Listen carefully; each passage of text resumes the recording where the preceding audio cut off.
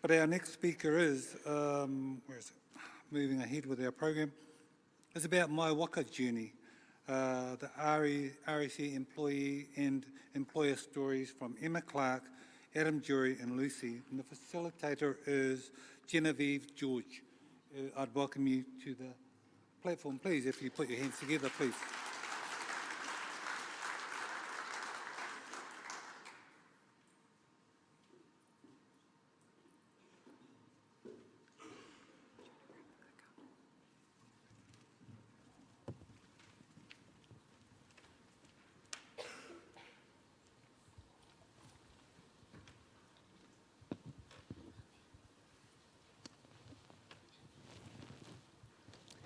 Hello everyone, my name is Genevieve and today I'll be facilitating the session.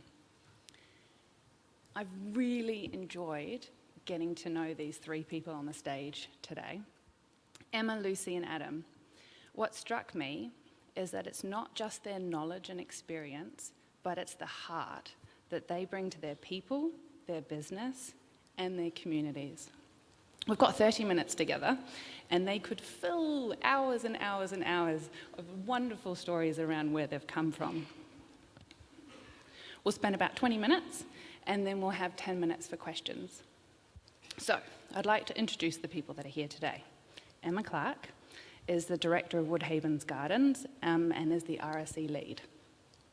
Lucy Moru, who started as one of the very first RSE workers and is now the head of pastoral care. And we also have Adam Jory. He's the General Manager of Operations, was responsible for harvesting, packing and dispatch. So let's dive in. Emma, can you tell us about your business? Yeah, we're a family-operated vegetable production unit. We were one of the first sort of domestic vegetable suppliers to jump into the RSE program a number of years ago. And since then, RSE has revolutionised our business. We started off as with my father, my grandparents and my mum, and me as a probably unwilling participant and the first staff member, to now that we average 265 labour heads across the course of 12 months. We grow 24 different products, and only 2 of which really are seasonal. The rest we try and do across 12 months of the year, ranging from lettuce to Adam's favourite celeriac, zucchinis, spring onion leeks and anything in between. We're only domestic, really. We supply the 2 main supermarket chains and the wholesale marketing system from far north down to Dunedin. Thank you. Lucy.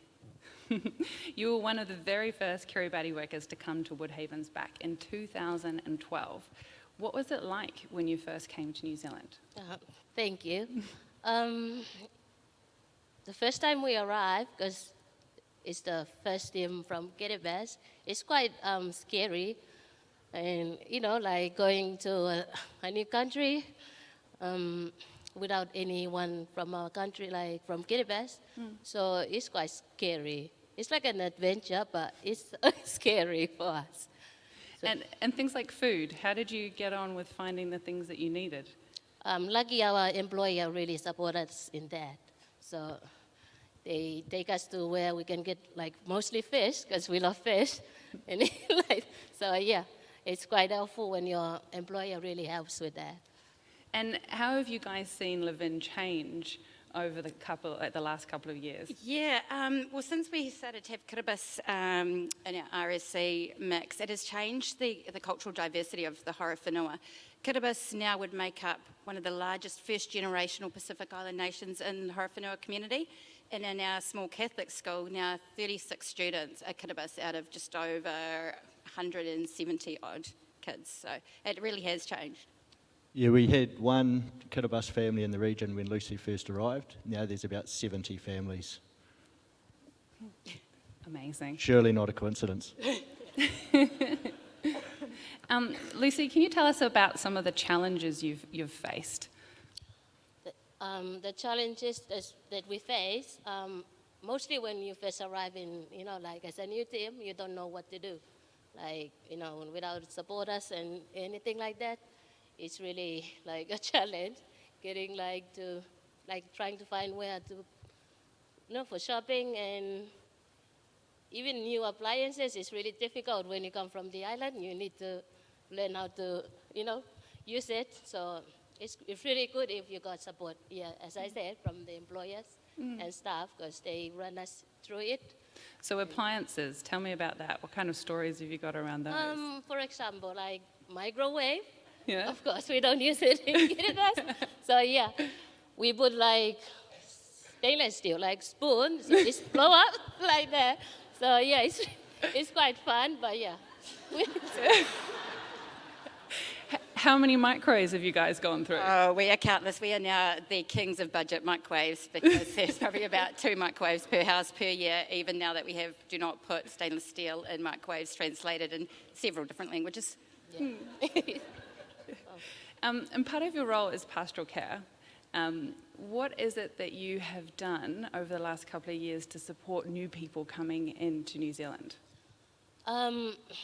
Since I know, like I've been there, I know what I need to do. So I try to guide them to do what I guide them to, to do better and to know what needs to be done around the farm, and sorry, I'm shaking. Yeah. So feedback. One of the things that you've worked on is feedback. How do people share any concerns that they've got with you? Do you mean when the staff, Yes, Yeah, like yeah. when we have our team leader meetings. Oh, yeah. And, yeah. So if the RSE team needs support, like if they want complain or anything, if they break any stuff, and they too scared to, let the office know, they come through me, Yeah. and then I support them to go, report it or. Yes. Lucy's family is amazing. They give up a lot of their own time to take the staff to go and do extra shopping out of town on Sundays and to go and do other community like-minded events. So their whole life now revolves kind of around the RSE because a lot of our Kiribati RSE are actually Lucy's family as well, which is lovely for her. She's not now isolated now that she's a Kiwi. We could talk you through the family on that slide. So if we go from left to right, that's Lucy's sister-in-law, Lucy's brother, Lucy's cousin, ignore the funny looking guy in the middle, Lucy's brother-in-law, Lucy's sister, Lucy's sister-in-law's sister, and Lucy's cousin. The whole family. The other thing that Lucy does in supporting the new people is for new arrivals, they don't know when they can speak up. They don't know if there's a problem. It might be with their supervisor, it might be with something in the house. Lucy gives them that conduit to come to us and say, hey, if it's not right, speak up. And then she can provide a safe environment that enables those people to communicate with us so we can sort things out where there's still a small problem before it festers and becomes something larger. Yeah, and it's really good because Lucy's not a supervisor on the farm, so it takes that work supervisor, pastoral care balance out of it. I feel when it is say a harvest manager used to manage our Tongan teams, there was that direct workflow, home life kind of crossover, which we've moved away from, and we've had far better results, I think, from that. Who's on this slide? Just more Kiribati groups. More family, Lucy? Yeah. Who have we got in that one? My cousin, sister, another cousin. I think just extended family, part of the extended family. So Lucy is also actively involved in recruitment in one way or another. Sure. So there's been a lot of successes that you've found in the RSE so far. What are some of the things that your family has benefited from? Mostly financial, yeah. That's a great benefit because, we build a dairy, just for the community, they can come, yeah. And Lucy, who's that in your dairy? my dad runs the shop because that's my dad. Yeah. That's our small dairy shop. So we built it to help our parents, so they don't need to go to the city and do some big shopping. So yeah, we built a small dairy, and then the community can come too and buy a piece, not a bag. So yeah. It helps the village stretch their money further, so instead of having to buy in bulk or pay extra, they break it down into smaller little lots of oil, rice, etc., so that it's more affordable for the community at large. And it's also now there's one at each end, so as people have gotten older, it's easier for them to access. And what you told me the other day was it's good to give your dad a job. So for you guys, Adam, I've got a question. You've seen Woodhaven Gardens before and then after the RSE scheme. How has it changed the way that the farm works? Yeah, so I've been lucky enough to work at Woodhaven Gardens for about 25 years, but I had a gap of around 8 years where I was overseas, and that coincided with our RSE joining the farm. The difference I saw in the culture and the way we could develop our Kiwis once they had the RSE in the business has been pivotal to our success. Well, at times labour has still been a roadblock, but since we've had our increase in allocation, there hasn't been a roadblock with labour. It's enabled us to invest in our Kiwis, to train and support our RSE, to give them a better career path, because the people that they're managing actually want to be working. The other thing that we've touched on in our conversations was that the RSE workers are working alongside Kiwi staff. How has that changed the balance for everyone? I think for some of our Kiwi staff, what it's enabled is a work-life balance that we couldn't achieve before. We were virtually almost guaranteed a 12-hour day, 6 days a week, and the pace of our RSE staff has upped the pace of the majority. So now there's a slightly better work-life balance. Yeah, I'd agree with that. It's meant that we're not churning through Kiwis anymore. It's also meant that we can put New Zealanders first. Before, you'd bring Kiwis in and you would just have a revolving door with them going out because we just needed people. Having the RSE and people like Lucy who then support those RSE has enabled us to be more selective with the Kiwis that we choose, which means that they're then in a job for a long time. The other really good benefit has been that I've been able to take some really risky decisions with employing Kiwis that I wouldn't normally employ, but you see a little bit of something in there, or you get a good referral from MSD and you go, I'm going to try this guy or girl and I'm going to put the time into it because you haven't got many of them, and we've had some real success stories of people that would arguably not get a job anywhere else and they've become vital to our organisation. Yeah, and I think it's allowed us to invest on upskilling some of our Kiwi staff too. We're really lucky to have the Horticulture Learning Centre right on our back door, and we've done some really great work in terms of what Adam has with upskilling our supervisors, communication management, and stuff that we didn't have the bandwidth to do before because we needed all bums on seats, but also because we've got the longevity in our New Zealand staff now that we didn't have before. I'm glad you brought up training. Someone said a really great quote yesterday that I wrote down that said, good employers train their staff not because they have to, but because it's the right thing to do. Can you tell me more about some of the training you've done specifically for RSEs? Yep. So we've got a lot of RSE that have sort of gravitated into management or supervisory roles and training roles within the farm. That has been sort of teaching them how to communicate with people, teaching them about health and safety, teaching them about our performance metrics, like our costs in the business, that every decision they make has an impact on the business and our profitability. And then when I see the responsibility that Lucy and her family have taken back to the islands and having a shop, that has an impact on making that business sustainable and viable. And changing in visas, you've also promoted some people that were really great leaders. Yeah, so we're also lucky enough that, along with Lucy, who's now in what I would call a senior position on the farm, we've got a harvest manager who's come over from Tonga that was one of our long-serving RSE during the COVID years, and then we've brought him over on the AWV, because with him being here through the long COVID years, we saw the potential in him, which meant that then we wanted him in our management team. We've also had 2 other Tongan long-serving employees through COVID who happened to fall in love with Kiwis and have immigrated over, and they're both in supervisory roles. High trust models, something that's important to you guys. Can you tell me about what that means for you in the business? Yeah, our pastoral care journey hasn't been the smoothest at times. I think we went into it being fairly naive, and there was a bit of fallout across the board from that. But we do run a high trust model. We run individual houses so that our RSE teams can set themselves up as a family for the time that they're here. And that's worked really well, especially for the Kiribati teams who are here for an extended 9 months.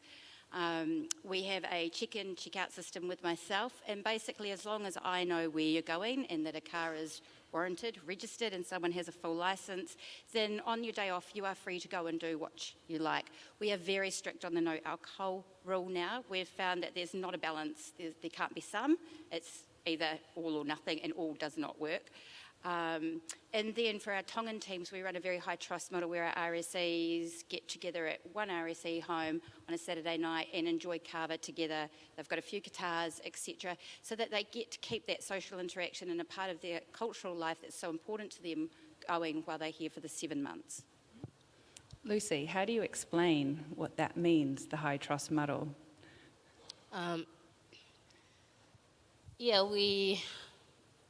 Because we give the trust to them, like for the RSE. They can do whatever they want, but as long as we know where they are, that's what they mean. And they're quite happy with it, because of course you don't want to stay with people who always got drunk and stuff. Some got a wife there, and like some don't even drink. So it's really good, like no alcohol, and so it's really help running, with the RSE team. There's a photo of a boat up on the screen there. Can you tell us about what the boat has meant for your village? Oh, actually, that boat is from our employer. So he purchased it. So whenever we go home, like for 3 months, we can get money out of it. The boys can go fishing while we do the marketing. So, and it's help even now when we leave home. The community can do fishing and get some money, so it's...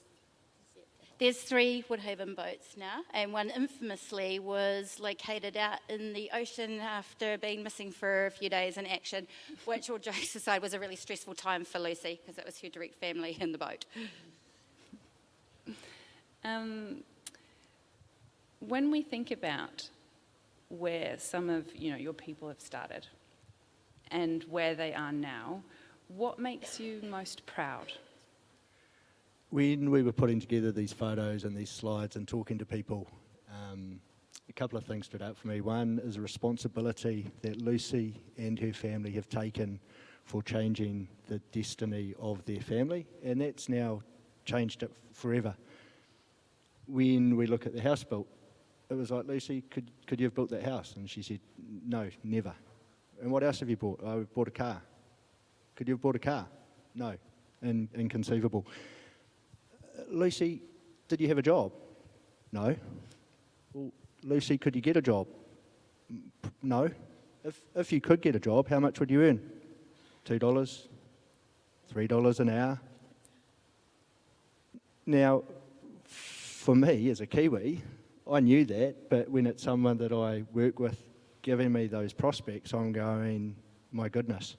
And then I spoke to John, who started Woodhaven, and he said that when he first interviewed Lucy, she couldn't look him in the eye, she couldn't raise her head, and then to see her up here today, nailing this, but also nailing the support with our Kiribati every day. Thank you. Thank you, Lucy. We're all going to get emotional up here. We knew that was going to happen. Yeah. Emma, what has it meant for you? For me, it's been an extension of family. I think I went to school and saw really my first lot of Palangi kids in my life. I had grown up with Pacific Island kids, Chinese kids, Māori kids, but not a whole lot of New Zealanders. So I feel like it's just been an extension of family. We have one beautiful soul on the farm who helped me at times after work with my baby. She'd like to come and see Mackenzie, and she can't have children. And she came and said goodbye last time, and she held up Mackenzie in her arms. Mackenzie's nearly as tall as her. And Mackenzie dried her tears, and it was like, it's okay, Tuka, I'll be your baby forever. And I think it's been that sense of family and how our RSEs have ingrained themselves within our community now that has been really beautiful. Oh, okay. I'm going to open the floor for questions. Does anyone have any questions they want to ask?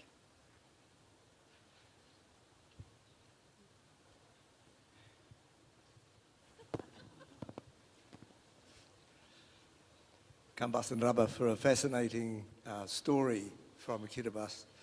I have one question. Obviously, there are a lot of family members in the photograph. How have you managed to navigate the labour sending unit when it comes to that selection process? Because my understanding in Kiribati, having worked with other Kiribati teams, is that the labour sending unit works from a philosophy of trying to spread the work around different islands and different communities. And this is a fascinating story of RSE capture by a particular community. And so I'm just interested to know if you ever have any challenges with Baitataki and Tekataki and others when they look at your recruitment strategy. Thank you. Yeah, so we have, I think this year, about 68 Kiribati coming over. I think there's probably 12 or 13, maybe 14 people that Lucy is related to, and that's been a slow process of building up over the years. Those names all still go through the labour sending unit, so they can veto if there's a reason. And then we also, when we're doing our recruitment, we will go and get people just randomly from the LSU to also sort of meet that criteria. But we also see it as a really rewarding incentive for our RSE that if you are productive and you are behaving well and it's mutually beneficial, they know the people that we need, they know the people that will fit into our culture, they know the people that they want to be living in their houses. So with the input from the LSU, we feel that ticks all those boxes. Yeah, and it's the privilege of having such a large Kiribati cohort that allows us to be able to operate like that. John goes over to Kiribati at least once a year and has a great time over there, and he visits most of the islands. But also, I think from that, the labour sending unit does a really good job of bringing new people in for us to interview and keeping new individuals coming through. And I think for Kiribati, what is really unique is the number of wife and husband teams that we have who haven't got necessarily children at home. And that's been a real success story too, because they've spent their 9 months together as the individual small family unit. And that's something that we haven't been able to replicate across our Tongan team, for example. It didn't work. So I feel like that's been another real unique success story to our Kiribati journey.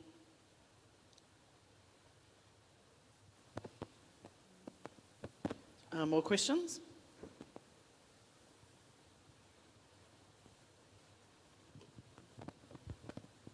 Oh, one down the back.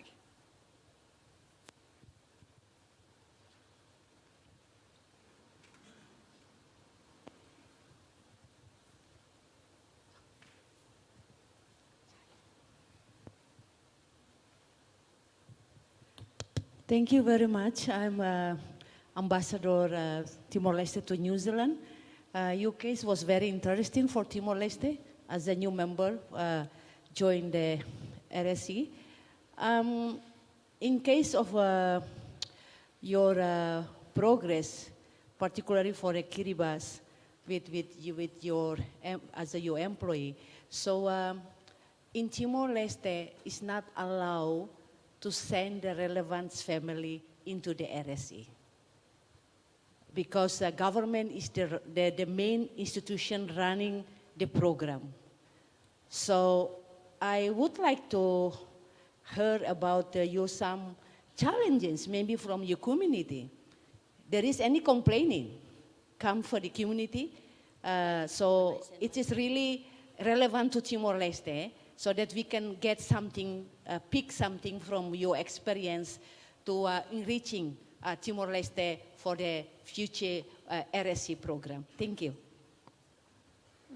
To answer your question, yes, there's a lot of complaining, but I always choose my family that got a name through the labor. So it's not like I just randomly selected them. They need to register in the labor first, and then, yeah, they still go through the labor. And I think the complaining is coming from other family members within Lucy's family, not her neighbours or other people within the community. Again, we have such a large number of kiribas that the love is very well spread. But I think in terms of challenging not having family, we're asking people to move away from everything they know for a very long extended period of time. And I feel if you can have a sister or a brother or a cousin alongside you in that journey, that's something really special. And that gives an additional layer of support that we can't, as Pālangi business owners, necessarily provide. Any other questions? Just want to say, what we've heard today is that the RSE scheme is not just about filling jobs. It's about sacrifices, resilience, Lucy, and opportunities. Families building new futures, businesses finding stability, and communities on both sides of the Pacific growing stronger.